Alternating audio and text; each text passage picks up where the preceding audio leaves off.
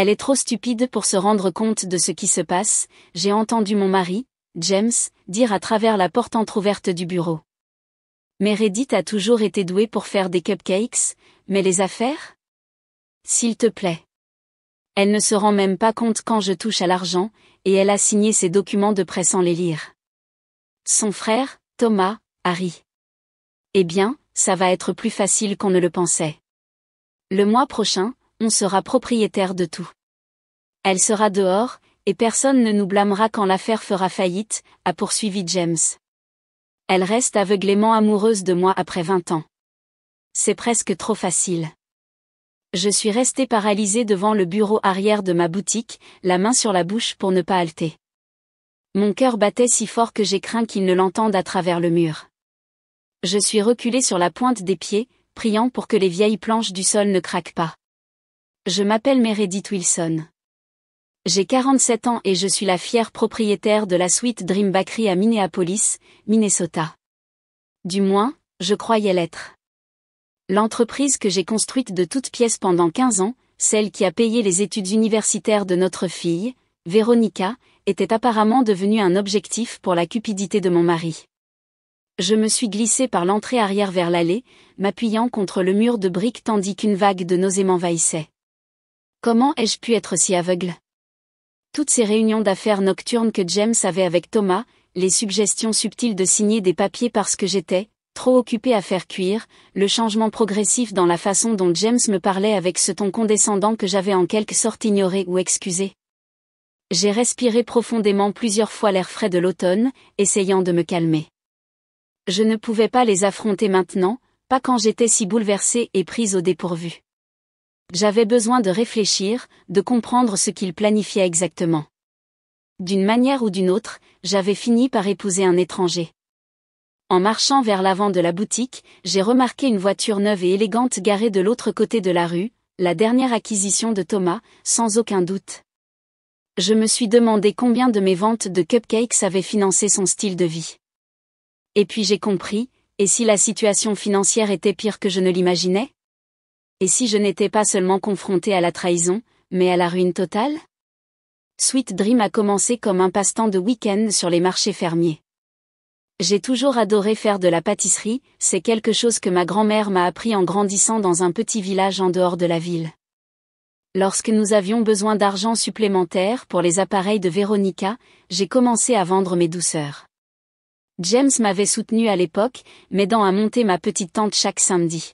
« Tu as un vrai talent, mère », avait-il dit. Ce sont les meilleurs cupcakes du Minnesota. Lorsqu'un petit local commercial est devenu disponible au centre-ville, James m'a encouragé à faire le saut. Nous avons utilisé nos économies, une petite héritage de ma grand-mère et un modeste prêt bancaire. J'ai encore le premier dollar que j'ai gagné encadré derrière le comptoir. Pendant des années, l'entreprise a été stable, mais pas spectaculaire. Puis, il y a 5 ans, l'un de mes cupcakes de saison à la citrouille et à l'érable a été présenté dans un magazine local. Soudain, il y avait des files d'attente qui sortaient par la porte. Je me suis agrandie, j'ai embauché du personnel et James, qui travaillait dans les assurances, s'est proposé de s'occuper de la partie financière. « Concentre-toi sur ce que tu aimes », avait-il insisté. Je m'occuperai des chiffres. Cela semblait parfait, une véritable association. Mais en regardant en arrière, je me suis rendu compte que les signaux d'alarme étaient là. Il y a 3 mois, James a suggéré que je signe des documents pour une « opportunité de refinancement ». Lorsque j'ai posé des questions, il les a écartés en disant que c'était juste une routine et qu'il valait mieux signer rapidement pour garantir le taux. Le mois dernier, Thomas a commencé à apparaître plus fréquemment dans la boutique, emmenant James prendre un verre, parlant à voix basse qui cessait chaque fois que je m'approchais. J'avais remarqué des frais étranges sur la carte de crédit de l'entreprise, mais j'ai supposé qu'il s'agissait de fournitures pour notre prochaine saison des fêtes. Même Véronica, maintenant âgée de 20 ans et étudiante en commerce à l'Université de l'Oregon, avait mentionné quelque chose d'étrange lors de son dernier appel. Papa m'a posé des questions bizarres sur la propriété des entreprises et le transfert d'actifs, avait-elle dit. Est-ce qu'il envisage d'ouvrir son propre local ? J'avais ri à l'époque. Maintenant, ces paroles résonnaient de façon inquiétante dans ma tête. Alors que j'étais dans ma boutique, voyant les clients savourer mes créations, j'ai ressenti une profonde sensation de peur. Ma cuisine, mon sanctuaire, semblait soudainement construite sur du sable mouvant. Les joyeuses murs jaunes et l'arôme de vanille qui me réconfortaient habituellement semblaient maintenant une façade qui cachait une vilaine vérité. Une semaine après avoir entendu leur conversation, j'ai découvert à quel point la trahison était profonde. J'avais pris un jour de congé pour rendre visite à notre comptable, Beverly, qui s'occupait de nos impôts depuis des années mais que James avait récemment suggéré de remplacer. « Je suis heureuse que tu sois venue, Meredith, a dit Beverly, le visage grave. J'essayais de te contacter directement. Y a-t-il un problème, ai-je demandé, même si je connaissais déjà la réponse. Il y a des écarts importants dans les comptes de ton entreprise, a-t-elle expliqué, tournant l'écran de son ordinateur vers moi. De gros retraits et des virements vers une SARL que je ne reconnais pas. Et ce prêt, a-t-elle indiqué un document à l'écran, mais la pâtisserie en garantie pour presque le triple de sa valeur. Mes mains tremblaient alors que je regardais les chiffres, des chiffres à 6 chiffres disparaissant pendant des mois, un prêt oppressif que je n'avais pas complètement compris en signant. Qui a accès à ces comptes, a demandé Beverly doucement.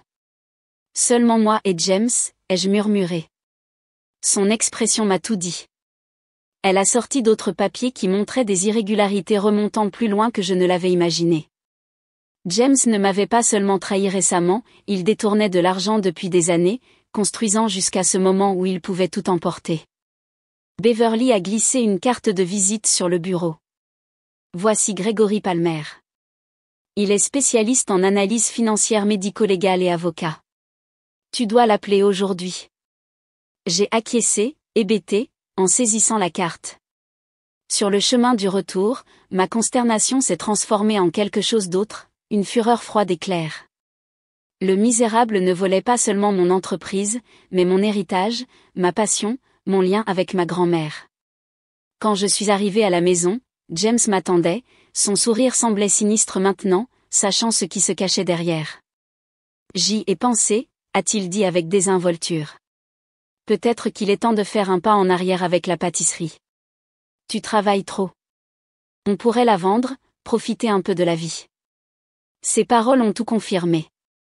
C'était le début de son coup final, me convaincre de renoncer volontairement à ce qu'il comptait voler. Je me suis forcée à sourire. C'est une idée intéressante. Laisse-moi y réfléchir. Son soulagement était palpable. Il pensait que je l'avalerais, qu'effectivement j'étais aussi stupide qu'il le croyait. Ce soir-là, je suis restée éveillée à côté de l'homme qui avait planifié ma ruine, écoutant ses ronflements paisibles.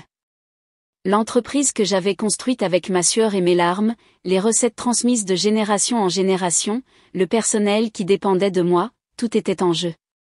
Je ne pouvais pas encore y faire face, pas avant de comprendre exactement à quoi j'étais confrontée et d'avoir un plan. Mais une chose était sûre, c'était la guerre, et James n'avait aucune idée contre qui il se battait vraiment. Le lendemain matin, j'ai rencontré Gregory Palmer dans son bureau du centre-ville. Son attitude directe était exactement ce dont j'avais besoin.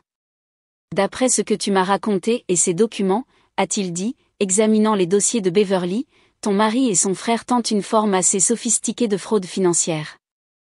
Ils créent une dette artificielle contre ton entreprise, puis ils prévoient d'activer des clauses de manquement qui forceraient une vente à une entreprise qu'ils contrôlent probablement. Peut-on l'arrêter ? Ai-je demandé. On peut, mais on a besoin d'être stratégique. Ton nom figure sur ces documents. Les contester directement pourrait être compliqué. Je me suis effondrée sur ma chaise, me sentant vaincue. Cependant, a poursuivi Gregory, il y a une autre approche, si tu es prête. On pourrait rassembler des preuves de leur conspiration qui changeraient fondamentalement le paysage juridique. L'espoir a brillé. Comment ferions-nous cela ? Gregory m'a présenté à Diana Winters, une enquêtrice privée spécialisée dans la fraude commerciale. Sa confiance était contagieuse. Des hommes comme ton mari et son frère deviennent négligents parce qu'ils pensent qu'ils sont les personnes les plus intelligentes de la salle, a expliqué Diana. On utilisera cela contre eux. Son plan était élégant. Diana se ferait passer pour une investisseuse potentielle intéressée par le type d'entreprise que James et Thomas étaient en train de créer. Grâce à des contacts mutuels qu'elle avait inventés, elle exprimerait son intérêt pour leur entreprise, gagnerait leur confiance et enregistrerait leurs plans. Pendant ce temps, je maintiendrai l'apparence de l'ignorance, tout en assurant ma propre position. Grégory m'a aidé à ouvrir des comptes séparés et à documenter tous les actifs existants. Nous avons photographié les équipements, créé des listes d'inventaire et rassemblé des preuves de mes investissements initiaux. Pendant les 2 semaines suivantes, j'ai vécu une double vie. À la pâtisserie, j'étais la même Meredith joyeuse, saluant les clients et créant de nouvelles recettes. À la maison, j'étais l'épouse étrangère, faisant semblant de ne pas remarquer les réunions d'affaires, de plus en plus fréquentes de James. Un soir, James a annoncé qu'il rencontrerait Thomas pour discuter de quelques affaires d'assurance. Je savais que Diana serait également là, portant un microphone caché. « Prends ton temps », ai-je dit gentiment. « J'ai beaucoup de choses à faire ici. » Une fois qu'il est parti, je suis entrée dans son bureau à la maison, chose que je faisais rarement. J'avais besoin de trouver tout document physique qu'il aurait pu garder. Après 1 heure de recherche, j'ai trouvé un dossier caché sur son bureau contenant des copies des documents de prêt, des notes de planification, ce qui est le plus condamnable, un plan d'affaires pour Wilson Brothers Bakery, qui ouvrirait à mon emplacement actuel, avec un calendrier projeté montrant mon départ. J'ai tout photographié, les mains tremblantes de colère. Lorsque j'ai remis le dossier, j'ai remarqué quelque chose qui m'a glacé le sang, une police d'assurance vie à mon nom, souscrite il y a 3 mois, avec un paiement substantiel à James. J'ai appelé Grégory immédiatement. Cela change les choses, a-t-il dit gravement. On doit accélérer notre calendrier. Et Meredith ? Fais attention. Ce soir-là, lorsque James est rentré à la maison, je l'ai observé avec de nouveaux yeux.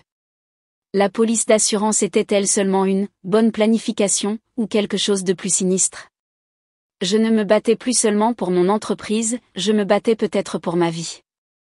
Le lendemain, Diana a appelé avec des nouvelles. Je les ai enregistrées en train de discuter de tout le plan. Il prévoit d'activer le manquement auprès la semaine prochaine. J'ai ressenti un soulagement momentané, puis la terreur. Je n'étais pas prête, nous avions besoin de plus de temps. Il y a quelque chose d'autre, a ajouté Diana. Ils vont rencontrer quelqu'un demain, un inspecteur sanitaire qu'ils ont soudoyé pour trouver des violations dans ta pâtisserie. Ils veulent nuire à ta réputation avant de faire leur coup. Mon plan de contre-attaque s'effondrait avant même de commencer. Il se déplaçait plus vite que nous ne l'avions prévu, attaquant sous des angles que je n'avais même pas envisagés. 2 jours plus tard, l'inspecteur sanitaire est apparu sans préavis à Sweet Dream. Je l'ai reconnu sur les photos de surveillance de Diana, Robert Jenkins, cousin de la femme de Thomas, avec des antécédents d'acceptation de pots de vin. Juste une inspection de routine, a-t-il dit avec un sourire qui n'atteignait pas ses yeux. Je l'ai observé chercher des violations, passant son doigt sur des zones propres puis testant des résidus, prenant des photos d'équipements en parfait état de marche et écrivant des notes furieuses. Je savais ce que dirait son rapport, quoi qu'il trouve réellement. Cet après-midi-là, mon téléphone a sonné, Véronica appelait de l'Oregon. « Maman, quelque chose de bizarre se passe », a-t-elle dit sans préambule. Papa vient d'appeler pour demander si je signerai des papiers qu'il va envoyer, quelque chose pour protéger l'entreprise familiale et avoir besoin de ma signature car je suis bénéficiaire. Mon cœur s'est accéléré. Qu'est-ce que tu lui as dit ?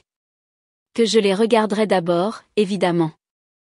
Je ne vais pas signer quoi que ce soit que je ne comprenne pas. J'ai failli pleurer de soulagement. Bien. Ne signe rien. En fait, n'ouvre même pas le colis. Je vais t'expliquer tout cela bientôt, je te le promets. Maman, qu'est-ce qui se passe ? Tu as l'air effrayée. J'ai hésité, ne voulant pas la charger mais ayant besoin qu'elle comprenne la gravité de la situation. Ton père et l'oncle Thomas essaient de me prendre la pâtisserie. C'est compliqué, mais je gère la situation. Je rentre à la maison, a-t-elle dit immédiatement. Non. Reste là-bas. Concentre-toi sur tes études. J'ai de bonnes personnes qui m'aident.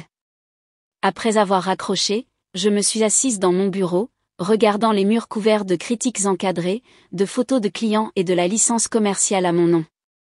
Ils essayaient de tout emporter, essayant même de manipuler ma fille. Ils avaient franchi la ligne.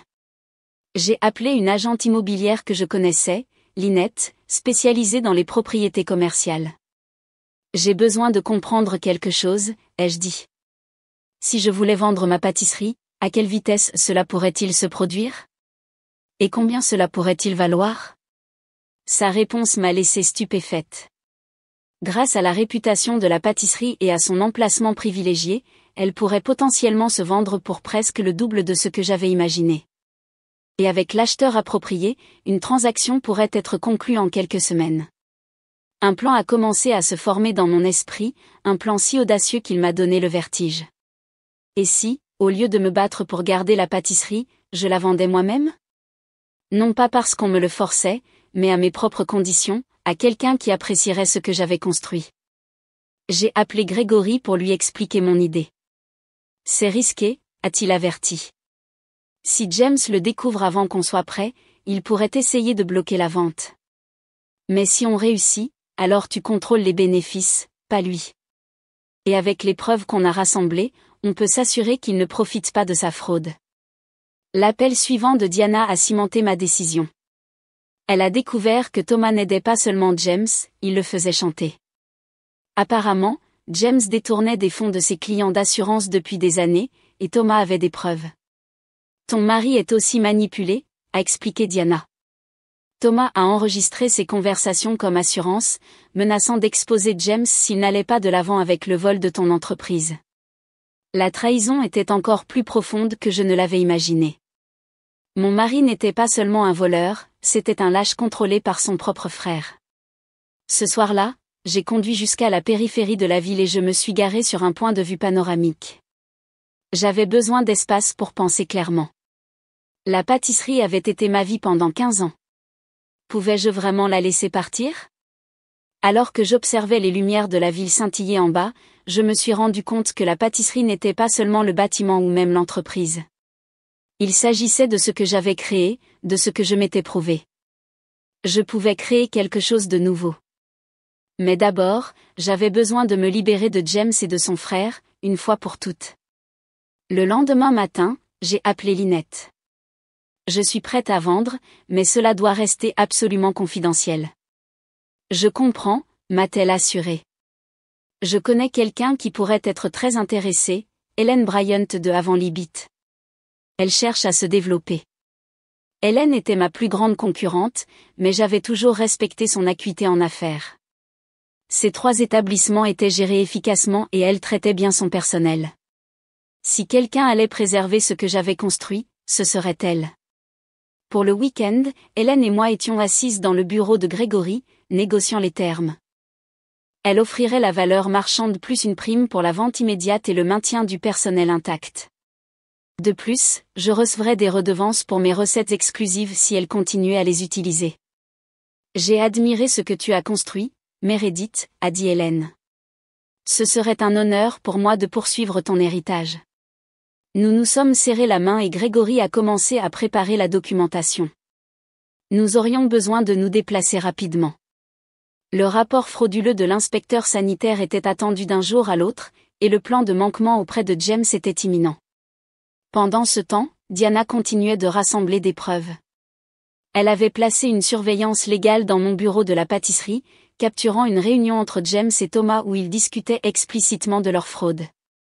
Une fois que le département de la santé aura affiché un avis de fermeture sur la porte, les termes du prêt seront activés, avait dit James. Elle sera tellement bouleversée par les violations qu'elle ne se rendra même pas compte de ce qui se passe avec l'entreprise avant qu'il ne soit trop tard. Sa cruauté était impressionnante. 15 ans de mariage, et James ne me voyait que comme un moyen pour une fin. Juste au moment où nous finalisions la vente, une complication inattendue est apparue. La banque qui détenait le prêt frauduleux m'a contacté, préoccupée par des activités inhabituelles sur les comptes de l'entreprise. James avait essayé de déplacer plus d'argent, activant ses systèmes de détection de fraude. Ils accélèrent leur calendrier, a averti Grégory. Si la banque gèle tout pour enquêter, notre vente pourrait être retardée. J'avais besoin de gagner du temps. À contre-cœur, j'ai appelé James. La banque m'a appelé pour les comptes de l'entreprise, ai-je dit, faisant semblant d'être confuse. Quelque chose au sujet de virements inhabituels? Il y a eu une pause. Ce n'est rien d'inquiétant, a-t-il dit doucement. Juste une restructuration que je suis en train de faire pour améliorer notre situation fiscale. Je m'en occupe. Devrais-je leur renvoyer l'appel? Il semblait préoccupé. Non, a-t-il dit trop vite. Je m'en occuperai. C'est mon département, tu te souviens? Concentre-toi sur la pâtisserie. Sa condescendance a renforcé ma détermination.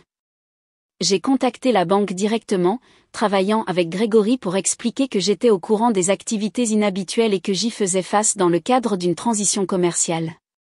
Nous avons fourni les informations justes pour éviter un gel sans révéler notre plan complet. Avec cette crise évitée, nous avons poursuivi. Hélène a accéléré son financement et nous avons signé des accords préliminaires.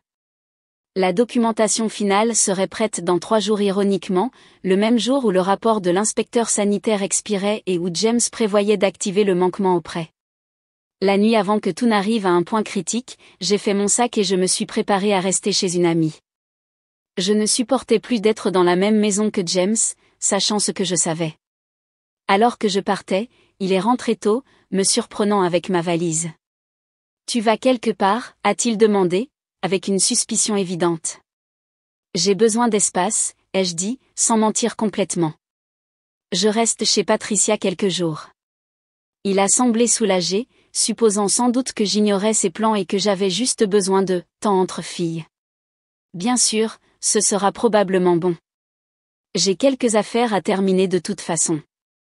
J'ai failli rire de l'ironie. Oui, ai-je dit.